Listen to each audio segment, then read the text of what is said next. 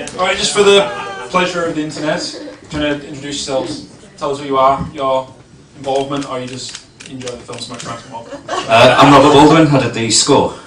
Congratulations. I'm Natalie Kennedy. I directed it, produced it, co-wrote it, edited it, graded it. Is that all? I didn't do a lot. List what you didn't do, it's quicker. My name's Paul David Morrison. I played John McAllister and I helped write it with Natalie and my brother Peter, which is that guy there. Yeah, that's me. Oh, thank you. I'm Rebecca and I played Rachel McAllister. I'm Jen, I played Pete. I'm Ray. Oh no, I played Andy. Huge red stripe. One the other way around? Yeah, exactly, I know. I just was me. With a beard. We're all introduced. Quite a powerful piece, very strong performances in that one. The power of a close-up, I think, is that one definitely. Well done. Yeah. Post-traumatic stress, it's a heavy topic. Why did you think you should take that on? How did you approach it? Did you do any research or just went, I know this? Because I felt post-traumatic stress about making the film. I know, for people who don't know, how long has this taken to make now? 2 years. Boom, yeah. Yeah, 2 years. To be fair, I was like 8.5 months pregnant when we shot it, and I'd just made another film like literally a month before. Can I say something? Sorry, we were in the middle of the woods. She was 8.5 months pregnant, ready to pop. And there was no toilets or anything about, so, you know, no credit due. Okay. So I don't go into too much detail now. Yeah, I literally could barely move, so. So you thought you should tie people up and attack them in the woods? Yeah. It's like, yeah. hit him again, it'd be great. Bit of violence, you know, it just seems the way forward, doesn't it, really? Yeah. In general. But no, it was Paul's idea primarily. He's got, really, you should talk about it. Okay. Now's the plan. Post-traumatic stress disorder. Yeah. Well, basically, I was in the military along with Pete. It's been a subject that was close to my heart. And at the time, Natalie was 8 months pregnant, and we decided to cram in like 2 films before our son Ray was born. The first one was Shed, and this is Trauma.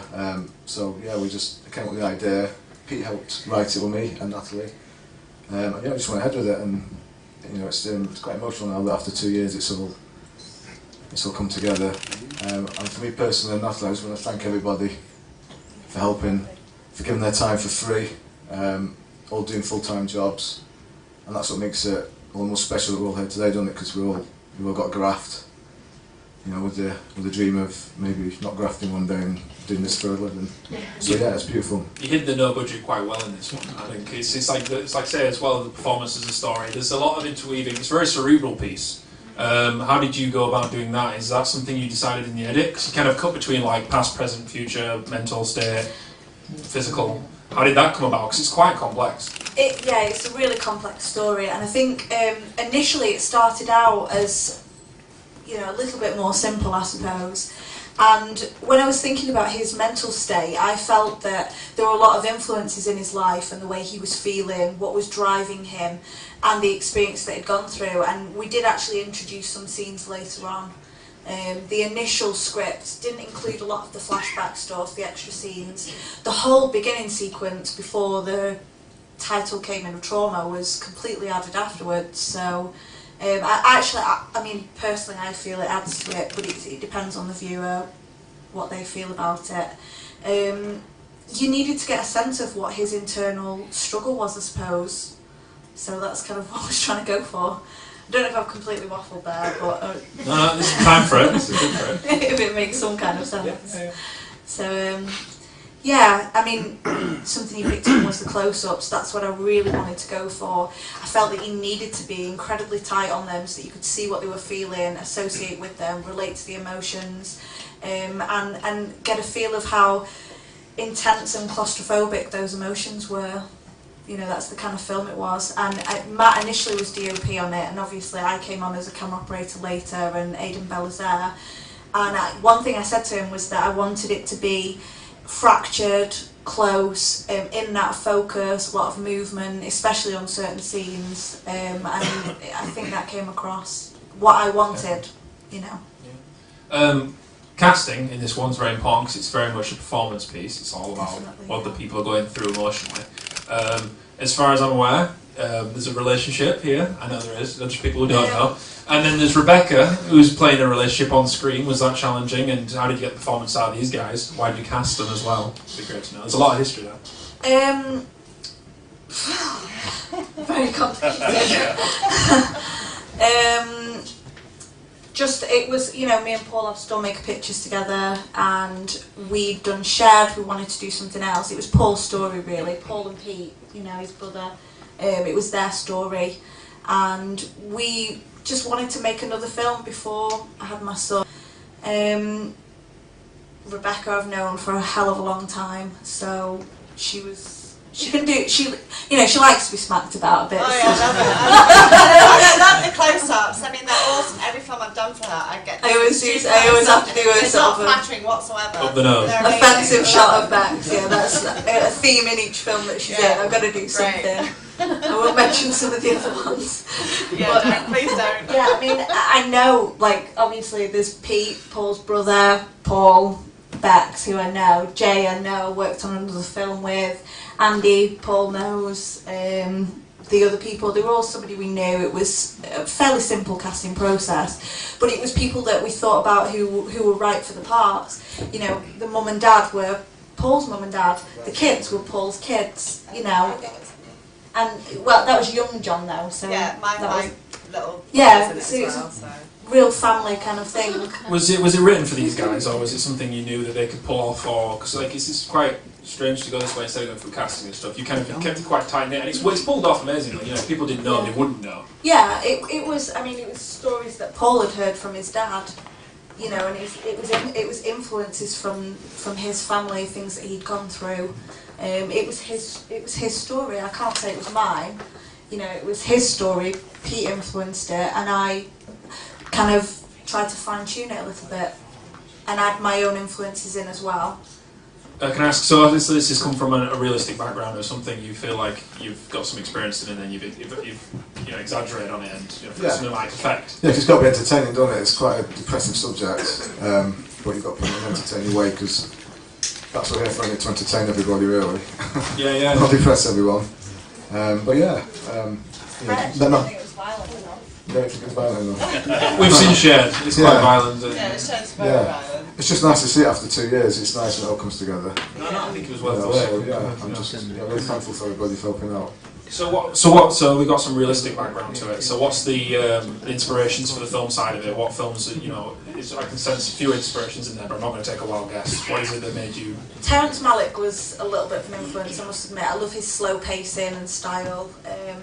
But in general, as a director, I try and look at a script, and it sounds stupid, I suppose, but I try and let the script speak to me, so I don't really look at other influences that much. I just take it from the script. If the script feels slow or, you know, aggressive, then that's what I try and go for. I just try and capture the energy from that, and the shots come from the script rather than any other influences, really. I've just done another one actually. It's completely different. If after people have seen Shed and Trauma, if they see my next one, they're going to be like, that is not her film. But I don't have I don't have to be in a certain area. It's just, you have to stick to the script, and that's it. The only thing I felt I let it down on was some of the action stuff. I've never done action before. The fight sequences, it was very fast. It should have been bigger. But now I've learned something from that, so hopefully next time if I get to do something like that again, I would like to make that a bigger deal. I actually, sorry Natalie, I actually think that the way that the film's shot, the action sequences actually fit in with the style of the film, so I don't actually think you let the film down at all. So I think it seems like yourself. It's more cerebral, it's more emotional. Yeah. It's like we don't need to see. You just know he's going through something. Yeah. More than do you? So. That's all you need to know, and I don't think you let yourself down. I think you've been a bit hard on yourself. I think a different director would have done it differently. I mean, I know working with, you work with Andy and James, and you do sound, and one thing they said to me was that they noticed I was very concerned with the emotions of the actors and the characters, and you know, that is what I'm concerned with, the inner state of the characters. And I guess that's where the action side suffered a little bit, and a different director might have took it in a completely different direction. But for me, it's, from my background, it is about actors, characters, and that development of the individual. That's what I focus on. You know, I'd like to strengthen myself in different areas, but that is my focus. It's a good strength to have. Yeah. Since you're right here, you did the music? Yeah. Alright, give it to him. I want to see his. Yeah, let's get some music. He's in the main chair now, so. Start beatboxing and stuff. Yeah, it was quite a painful process because I started it 18 months ago, and it was the last year of graduation, wasn't it? So I was doing it in between assignments, and then the sort of concluding parts recently, they did the re-edits, started doing a master's degree, so it's been trying to slot it in really, but some of it was quite physically painful. I'm not a bass player, so there's a part where I was doing slap bass, and that took me a while, and it bloody hurt. I come from like an industrial rock background, so there was a bit of that coming in there, rather than, there's very few traditional scoring elements in there, which I've touched upon in another film, but I wanted to, represent, there's a lot of sort of, brutal, well, I'll say brutal, there's some abrasive parts in there, so I wanted to kind of represent that in music, so that, there's going crazy on the ebo and the whammy bar and, the heavy industrial drums. There's some nice actual build-up moments where that nothing's actually happening, but he's like mentally going through something. Yeah. So he's kind of like looking around, he's having this experience, and then you've got this build-up. He's like, is that something that Natalie told you to do, or is that something you kind of felt through watching the cut? A mixture, really. There's taking credit. He hates working with me because I'm so picky. I'm like, no, Rob, that's not right. You need to change that. Right, okay, I'll do it. Cool. There's a lot of droning going on, and I think that's important. I remember years ago I did a play for Nat. It was a stage production way back in 2006, and I said that there should be two soundtracks running alongside each other. One of them is just a drone, and that starts when the audience are coming in, before the theatre performance has actually started. In a sense of when you go onto a ship, like a ferry or something, or you watch a sci-fi film, they're on a ship, there's that constant rumble in the background, and it subconsciously adds tension. So with the idea of the stage performance, as the audience were coming in, this drone was constantly going, and I think it's quite effective. So a lot of the stuff that you heard in there was just a low drone that's undulating in the background, because I think that can say more sometimes. So it's not an excuse for laziness. Oh, no. So basically, it's like he just didn't allow people to relax. Basically, he just does that undercurrent of tension all the time. No, it makes sense. Yeah. So I have to ask now, like, what do you guys? Unless you guys want to tell us about your performances, so many of you guys up there now. Yeah. They'll get it. They're all just like smiling. Sure, they can. Well, Andy and... How do you pull it in? How do you pull it in? Can I just tell you how I got cast first? If it's funny. It is very funny, actually. It's a bit mad. I got cast this because I was on Britain's Greatest Ice with Paul here on the Baker Street robbery, and I was just sat there in a flying squad officer outfit, big wings and all that stuff, flares, and Paul was a 70s copper, and he just said, "You've got an interesting theatre shoot." I said, "Thank you very much." Yeah, I said, "Thank you very much." And we were all fit squaddies, so we got chatting. He says, "Oh, I could do with you in a part of my film." Me and my girlfriend are doing it. I went, cha-ching, here we go. And then, next thing you know, he just invited me to this, the filming of it in Derbyshire, weren't it? And where was it? Yorkshire. Buxton or Yorkshire. And basically, I just turned up, met his brother Pete, who's a big lad, and he just said, "Yeah, jump in me 4x4 and took me to these woods." And I was expecting rape, debauchery, the lot, and I literally walked out, got there, full film crew and everything, and I was absolutely gobsmacked. But then I was a bit she was heavily pregnant. I thought, Jesus Christ, it's going to be mayhem here. Were they tied up when you arrived? No, yeah, there was actually. He came out in his ghillie suit and hugged me. I went, for fuck's sake. So there's a pregnant woman, two tied up people, again in your gorilla suit. Yeah. Right, now do your part. I went, is this it?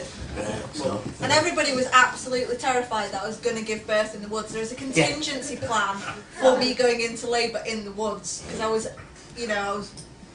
ready to go. I gave birth 2 weeks later, so. It's like, not yet, not Yeah, yet. no, I was like, oh, I'll cross my legs. If I go into labour, we're going to keep shooting, okay? We're just going to keep, because it takes ages, so it'll be fine. Holy hell, none of us have any excuse for complaining about being on long shoots. No, she did fantastic. My back hurts, my back, no it doesn't, man. I won't take one of the stories. Yeah. Please don't. Please don't. Everyone's going to be imagining now, it's probably going to be worse than their imagination. Hello. Yeah. My highlights is when Paul presented the story to start with. Obviously, the traumatised man from a relationship. We sort of threw the challenge of why don't you make him military, and why don't we look at maybe post-traumatic stress. Both Paul and I served in the Royal Marines. Andy's ex-army, Andy? Yeah. Yeah. TA. So we looked along those things. So the highlights for me is we've both got friends who've been physically scarred by the recent war in Afghanistan, and that's quite common with Help for Heroes and stuff. But there's so many people being released back into society, and the interesting topic which got my attention was we're looking at a man who's mentally unwell. You know, the guy's ill, and how would he handle a situation that people face potentially every day, you know, the breakup of a marriage, and obviously he takes it to extremes, but we try to look at some sort of sympathy for that person, even though he's a quite horrible character on the screen. I think, well, certainly when I look at it, I feel a bit of sympathy for him, especially the way the film is shot and the way it works. I think you see that he was a happy person at one point, but something's gone drastically wrong. So that was what I was interested in, and seeing the final version now, which I've not seen, I thought, you know, that came across, so well done. I'll go against it. He's the cheater. He's the guy in that. The cheater. Yeah, he's his friend. Yeah. Sorry, mate. I'm not interested in The it. wrong way, though. No, it's cool, guys. Awesome. I'll be short and brief. The biggest thing for me was I'd worked with Paul on that on like a feature film, and after I had a few scenes with Paul, but after watching him from the sidelines on his other scenes, I couldn't believe how good he was, and it sort of gutted me a little bit.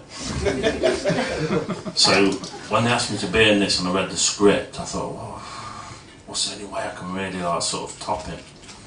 And that was about shagging his missus. Well played. Alright, we're just gonna so we're putting it to. Well, I'm not gonna ask him any questions. He's been on every other He's film. really like it. He's in everything, Atty. He's got to get his name on something. Yeah, just wave and tell everybody you're still here. Do you want anything to say? Because we've got questions now. Do you want to say something?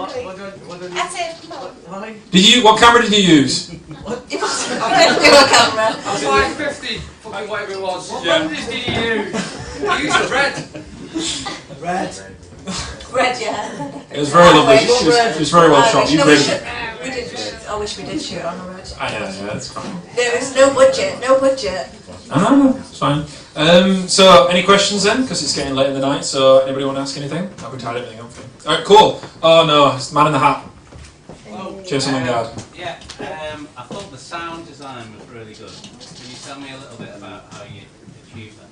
I think Andy should actually. Andy's hiding. Come on. Andy should come Come on, over. Come on, Andy. Talk about your sound design. You can sit on my knee if you want. I was just going toilet. No,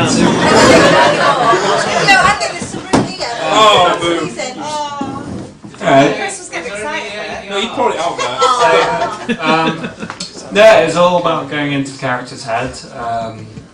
Things like Atmos, trying to get it all blending in right, trying to get, like me and Nat. He loves me so much. Like we talked about things like having the real world, nice gentle winds with birds, but then getting rid of it, having that dark, sinister wind, crows, blending that in. So you have a real world, but then you have this dark world in his head. Yeah. We had a separate sound design for the darker scenes and the fantasy scenes than we did for the real ones and the ones that were a little bit more, where he was kind of more lucid, I suppose. We had, natural forest sounds, birds, sort of the rustling of the leaves and the trees.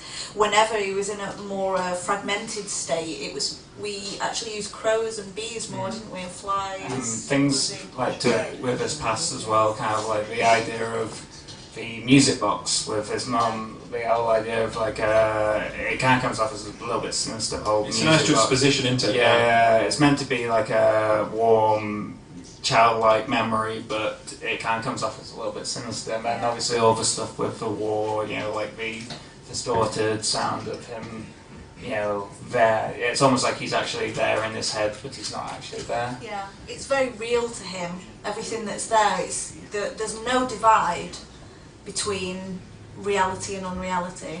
He doesn't know what's happening to himself. So it's kind of all playing parallel at one time. Yeah, I mean, I must admit, I used a different grade on the fantasy scenes, things that were different. The children who he was imagining there were very brightly coloured, and the dad and the mum were much more faded out, because they've actually passed on, so that's why I used the faded colours for those.